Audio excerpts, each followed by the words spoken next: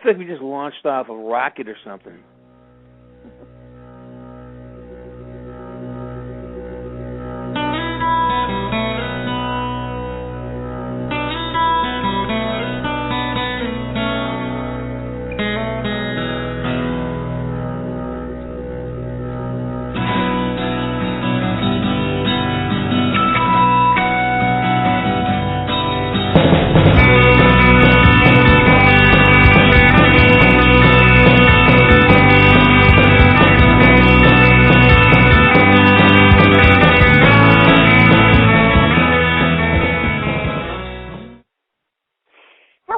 Welcome to Take Two Radio. I am the co-host, Dawn, and Pam is here, but she is slightly under the weather at the moment, and so she is trying to kind of regroup so she can hopefully get on air.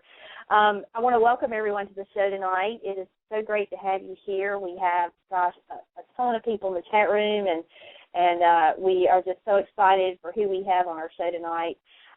You may know him as an actor. You may know him as a writer, a director. You may know him from Call of Duty Black Ops as the voice of Sergeant Frank Woods. And we have with us tonight James C. Byrne. Hello, James. How are you? Hey, great to be here. Excited to be on the show. Thank you so very much for being with us. And we've got quite a bit to talk about tonight, so we'll just kind of get right into it. You know, as I was reading over your bio and as I followed you a little while now, watching you on the various TV shows that you've been on and so forth, I mean, you have had quite the extensive resume. I mean, we were talking before we went on air and you were saying you led kind of the charmed life, and man, is that ever so? Well, it's charmed in the sense that I really love what I do to make money. I mean, I grew up in a factory town. I know what it's like to hate going to a job just to make a living, and to be able to make a living is something like the best part of my week is when I get to go to work. When I show up on set, that's the best part of my day, and it's a blessing to be able to say that. Oh yeah, and it's just amazing what you have done, because you've starred in TV shows, and you've been in movies, and you've been doing this gaming thing for a little while now. The gaming community loves you. And I love them, man. And I love them. Yeah. Yeah. Well, let's talk about that. Now, how in the world did you get tapped for Call of Duty Black Ops to be the voice of Sergeant Frank Woods? That's a very interesting story. It's a kind of long-winded one, so I'll give you the shorter version. Back in 2009, they were testing a new technology called performance capture, because the complaint was that the old way of doing video games was you have a bunch of stunt guys who aren't really actors, and they would run through the physical motions, and then you bring in voice actors, and they would do their thing in a box, but not really be interacting with other actors, and then you have a facial capture guy who would kind of mimic, who would lip sync along to the voice track, and it just made for a clunky performance. It wasn't a fluid or realistic performance. Activision, Treyarch specifically, wanted to change it. They wanted to get more like a film. They wanted to tell more elaborate stories, and that required that the audience get to see facial reaction and emotional qualities that you see, from a live performance. So they developed this technology to capture. It's called full performance capture. You capture face, voice, and the body language all at the same. It's like a movie. So you shoot it just like a movie. Now, they wanted to test this stuff, and they needed an actor who had extensive weapons and stunt training, which I happen to fit the bill. So I basically went in as an experiment for technology, and I just happened to stick. When the time came, when the character name was Frank Barnes, and during the testing phase, and then once they tested it out, they kind of let me go. And they kept trying to bring in, all these celebrities to play the role of Frank Woods, but they kept going, well, it's not as good as the guy we had doing the testing. So finally, I said, well, just hire the guy who did the testing, and that's how it all happened. So I came in through the back door, basically. Wow. Yeah. And I believe we have Pam with us now. She and hey, if everything can go wrong before a show, it's everything on my side. My phone wasn't connecting to the show. I'm just, anyways, Pam, I'm here, Pam, and thank you for joining us, James. Pam, but you're worth waiting for. That's the thing, right? Oh, thank you. Always be worth waiting for. That's the trick of the business.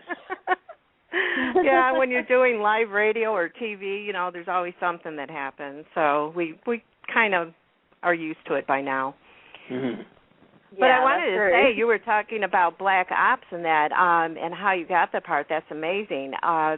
What I wanted to say, too, is congrats on winning Character of the Year for portraying him. Were you surprised at how successful the game was and how your character is? Phenomenal. I'm surprised because I knew nothing about the industry before I came into it. Video games were not on my radar. I had very little understanding, and because it wasn't really an actor's venue, it was more of a voiceover venue. I'm an actor. I'm not really a voiceover guy, and so I had no idea about the size of the industry or the just the volume of business that it does. So from that point of view, I was kind of shocked about it. But once I did get a glimpse of how the industry functions and who the players are, then I know what they like. I get it. I know. I kind of know why Woods is popular. It makes sense to me now. Right. And from what I've read, you don't actually play video games, so that had to be a huge surprise in that regards too. Well, I've never had the chance to pick up a controller. I mean, I would. It's embarrassment. I mean, truly, I would play, and Activision would say, maybe you don't want to do that. You're probably going to embarrass the franchise if you start playing online because you really suck at it. Oh no. Yeah, it was an actual conversation we had. They said, you know what? You really got to think about going online and playing because you're kind of embarrassing the franchise. I'm like, all right, guys. That's funny, especially if you go to any of those game conventions they have. You want to be prepared in case somebody throws one in your hand. Well, they keep expecting me to play it. I said I'm not going to play because you expect Woods to be a badass on a controller, and I'm anything but. You know what I mean? So I let the mystique live on. As long as they don't see how bad I am, they think I'm lying about it. Oh, he's just being cool. He doesn't want to show off. Yeah, that's what I'm doing. Yeah, that's exactly what I'm doing. Yeah. That's so funny. And I also noticed they have ringtones now for the phones. Did you ever listen to any of them and what they say on there? Those are my ringtones. Those are your my ringtones? Website. Yeah. Oh, cool. That's my website, JCB Ringtones. We're doing that. That's sort of a fundraiser. I work a lot with, groups that help veterans and help guys with PTSD and stuff. So wonderful. And my sister worked at an animal shelter, so I do a lot of fundraising for different causes. Mm-hmm. And that website is predominantly to do two things: is to help to raise money for different causes and to sell my comic book. I have a comic book that just came out, so that it has two purposes there. Oh, tell us about the comic book. The comic book is called Redacted, R-E-D, Redacted, and it's for the when I first started doing the Woods character, I did a lot of research. I did a lot of reading, and I knew a lot of guys who fought in Nam, and knew a lot of veterans. And I've done this role many times, so I had all this dearth of information on the Vietnam and Cold War scenario. So I started doing a blog, as if Woods was blogging back from 1964 from a mission with an iPhone, And then I took all that information, I compiled it, I hooked up with a writing partner in Vancouver named Todd Ireland, and we said, let's make a comic book because the stories are so great. They're all based on real events. The first edition is based on the Gulf of Tonkin, about what really happened there. And so there's a lot of geopolitical and geo-financial perspectives on the Vietnam War. And it's badass. I don't use any of the Call of Duty characters because that's not my property. But basically, you'll see Woods in Bravo Company, everything we do. But his name is Griffin Baines. It's because I don't want to step on Activision's toes in any way. Right. Yeah. Right. Yeah. You don't want to get smacked by them. No, they got a very big fly swatter, from what I hear. Yeah. And I'm on your website right now, jamescburns.com, and I clicked on it, and I see the test sketches, and that looks really good. I'm sure that's going to be big with the teenagers as well. Well, if you go over to the Sergeant Franklin's YouTube channel, there's actually a commercial for it up there right now. It's on the YouTube channel. Yeah, Sergeant Franklin's YouTube channel, and you see this little says redacted, the comic book. Sergeant Woods has a comic book. And the commercial's killer. It's just a killer. It'll give you a good idea. And like I said, we're going in production now. We've actually finalized the book, and after this phone call, I'm talking to my partner. We're going to kind of decide on 2-3 things, and we go to print on Monday. So we're going to be up. We're up and running. Wonderful. Exciting. Congratulations on that. You should be proud to be doing these things, not just for yourself, but also for the veterans and everybody that needs help. I mean, my family, of course, has had people in the military. My second oldest son, who is 23, I have to think, because I have 4 kids, he just got out of the Marines. My father was a Marine. My father-in-law was in the Army, so I'm real big with backing up whatever you can do for charity-wise or get help for them. Well, when I do events and Comic-Cons and things, I meet a lot of military, a lot of service personnel, and I got to say, there hasn't, of the hundreds and hundreds of men and women I've met, I have not met anybody who haven't been thoroughly impressed with. They're all so impressive. These kids are just bright and smart and present, and they're polite and they're gentlemen. I mean, I'm so impressed with the caliber of individuals that our armed forces are producing. It's really impressive. Right. I think it's a totally untapped resource because I go to events these kids, 22, 23-year-old kids are running, and it's precision. These kids they're a natural resource to this to our country, and I think it's part of what I want to do is just to raise awareness to employers just what a valuable set of resources these kids really are. They're trained, they're highly responsible. I mean, there's everything you want, and this one of the ideas we're trying to push across is to get more visibility because these kids are all coming home some point in time, and there's going to be a huge flood of talent into the workforce, and we need to find a way to get that absorbed very quickly because they've earned that right.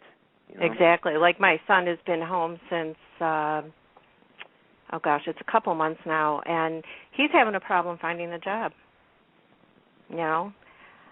It's just not regular everyday people. It's people from our military that actually deserve something in return, and a job would be great. He's got a family, he's got 2 small children, and he needs to provide for them.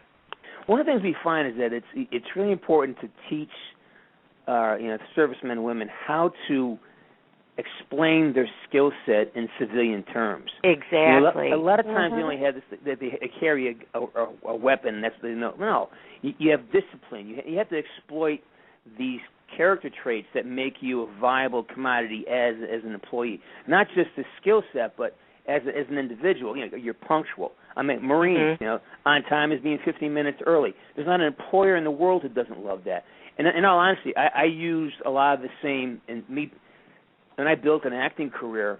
I used that type of mentality, a very military standard code and practice in how I went about doing my business. I go early, I stay late. That's Marines. All exactly. Being on time is 15 minutes. There's not an employer in the world that doesn't want that. But you got to teach these kids how to write that resume, and that's one thing I'm really trying to get involved with too, is disseminating that information out there. How do we get them to understand? Here's a language you need to use to find yourself in employment, and it's just a mission. Here's another mission for Give them a mission. They love missions. That's what they do. Yes, that's why they signed up, right?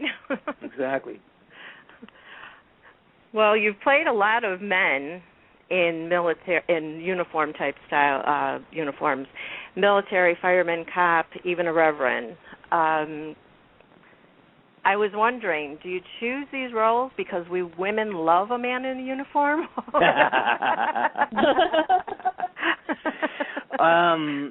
Do they? I don't know. The world chooses you, basically. You get cast pretty much on who you are as an individual. Very rarely do you get to be an actor where you get to be somebody other than yourself. You always draw on aspects of your personality, and I just happen to have. I look that way, basically. Yeah. I kind of move that way. I sound that way. So I'm an easy cast as a fireman, as a soldier, as a cop. You know, these